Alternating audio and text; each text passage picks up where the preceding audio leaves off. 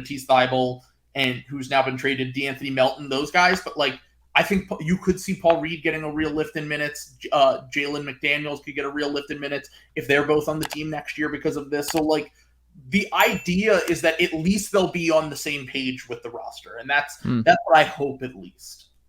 I like it. We'll end on a positive front here. All right.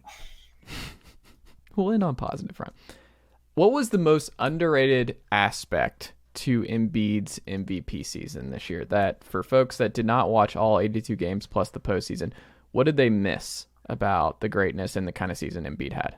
Well, it's really funny because now I see, first off, if you listen to my podcast all year, I said Jokic has arguably, if not a better argument, just as good of an argument as Embiid, and I think they're both worthy MVPs.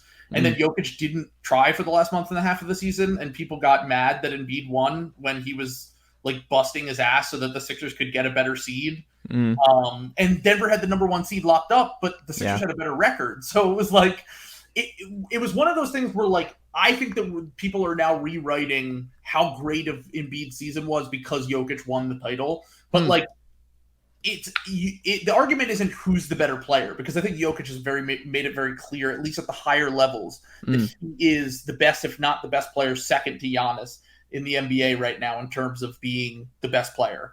But this MVP season from Embiid, the best thing for me is something that just disappeared in the playoffs again, which is what drives me insane. But the positive about it is he, in late game situations, his decision making was so much better, his conditioning was better, and his scoring was just on another level. He was like, other than De'Aaron Fox, he was the second clutchest player in the NBA in terms of game-winning shots. Coming into this year, he had only had 2 in his entire career, and he had like 7 this year. And he was down the stretch of big games, being very quick with decisions, either finding the right pass if they sent the double, always hitting these clutch middies in big game opportunities, hitting like just pristine decision making on the defensive and offensive end of games. And honestly, the one thing I will say is not really his fault. He got injured again, and when he got injured, he's talked about this on the record 100 million times.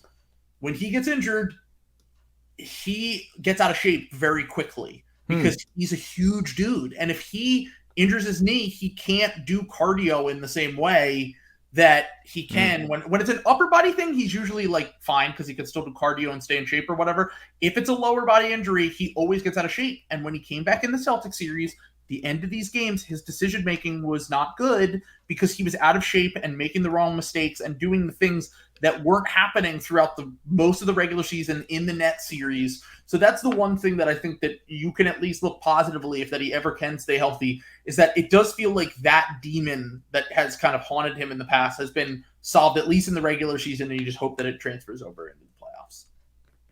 I like it. TBD, what can the good folks check out from you and the team overall?